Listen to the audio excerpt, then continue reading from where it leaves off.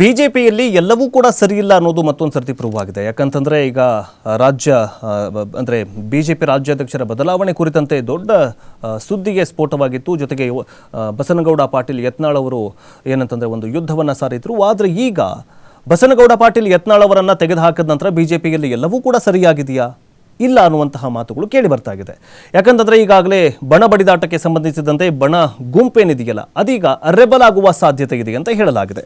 ಏನಂತಂದ್ರೆ ಭಿನ್ನಮತೀಯರನ್ನ ಓಲೈಸುವುದಕ್ಕೆ BY ವಿಜಯೇಂದ್ರ ತಂಡ ಈಗ ಸರ್ಕಸ್ ಮಾಡ್ತಾ ಇದೆ ಅನ್ನುವಂತಹ ಮಾತು ಕೇಳಿ ಬರ್ತಾ ಇದೆ. ಶಾಸಕ ಬಸನಗೌಡ ಪಾಟೀಲ್ ಯತ್ನಾಳ್ ಅವರನ್ನ ಪಕ್ಷದಿಂದ ಉಚ್ಚಾಟನೆ ಮಾಡಿದ ಬಳಿಕ ರಾಜ್ಯ ಬಿಜೆಪಿಯಲ್ಲಿನ ಭಿನ್ನಮತಕ್ಕೆ ತಾತ್ಕಾಲಿಕ ಬ್ರೇಕ್ ಬಿದ್ದಂತಾಗಿದ್ದು, ಇದರ ಬೆನ್ನಲ್ಲೇ ಇದರ ಭಿನ್ನಮತೀಯರ ಮುಖಂಡರ ಮನವೊಲಿಕೆ ಮಾಡುವುದಕ್ಕೆ ರಾಜ್ಯಾಧ್ಯಕ್ಷ BY ವಿಜಯೇಂದ್ರ ಅವರು ಏನಂತಂದ್ರೆ BY ವಿಜಯೇಂದ್ರ ಆಪ್ತರು ಮುಂದಾಗಿದ್ದಾರೆ ಅಂತ ಹೇಳಲಾಗಿದೆ. ಯತ್ನಾಳ್ ಕಾರಣಕ್ಕಾಗಿಯೇ ಭಿನ್ನಮತೀಯರ ಗುಂಪು ಬಲಗೊಂಡಿತ್ತು. ಯಾವಾಗ ಯತ್ನಾಳ್ ಅವರನ್ನ ಪಕ್ಷದಿಂದ ಹೊರಗಡೆ ಹಾಕ್ತು ಆವಾಗ ಭಿನ್ನಮತೀಯರ ಗುಂಪು ಸ್ವಲ್ಪ ವೀಕ್ ಆಗಿದೆ ಅನ್ನುವಂತಹ ಸುಳಿವು ಸಿಗ್ತಾಗಿದ್ದಂತೆ ರಾಜ್ಯಾಧ್ಯಕ್ಷರ ಕೆಲವೊಂದಿಷ್ಟು ಸಹಚರರು ಆಪ್ತರು ಅವರನ್ನು ಬಲಪಡಿಸುವುದಕ್ಕೆ ಅವರನ್ನು ಸೆಳೆಯೋದಕ್ಕೆ ರಾಜ್ಯಾಧ್ಯಕ್ಷ BY ವಿಜಯೇಂದ್ರ ಅವರ ಟೀಮ್ ಈಗ ರೆಡಿಯಾಗಿದೆ. ಇದರ ಜೊತೆಗೆ ನಿನ್ನೆ ಅಷ್ಟೇ ಏನಾಗಿತ್ತಂತಂದ್ರೆ ಜನಾಕ್ರೋಶ ಯಾತ್ರೆಯ ಸಂದರ್ಭದಲ್ಲಿ ನಿನ್ನೆ ಜನಾಕ್ರೋಶ ಯಾತ್ರೆ ಎಲ್ಲ ಮಾಡಿದ್ರು, ವಿಜಯಪುರದಲ್ಲಿ ಮಾಡಿದ್ರು.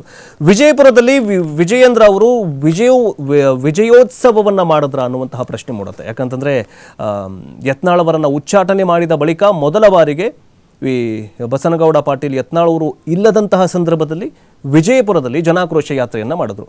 ಜನಾಕ್ರೋಶ ಯಾತ್ರೆಯ ಅಜೆಂಡಾ ಏನಂತಂದ್ರೆ ಬೆಲೆ ಏರಿಕೆ, ಕಾಂಗ್ರೆಸ್ ಸರ್ಕಾರದ ವಿರುದ್ಧ ಬೆಲೆ ಏರಿಕೆ ಪ್ರತಿಭಟನೆ ಮಾಡಬೇಕು, ಜೊತೆಗೆ ಭ್ರಷ್ಟಾಚಾರವನ್ನು ಮಾಡಬೇಕು, ಕಾಂಗ್ರೆಸ್ ಸರ್ಕಾರದ ವಿರುದ್ಧ ಪ್ರತಿಭಟನೆ ಮಾಡುವಂತಹ ಉದ್ದೇಶ ಈ ಒಂದು ಜನಾಕ್ರೋಶ ಯಾತ್ರೆದಿದೆ.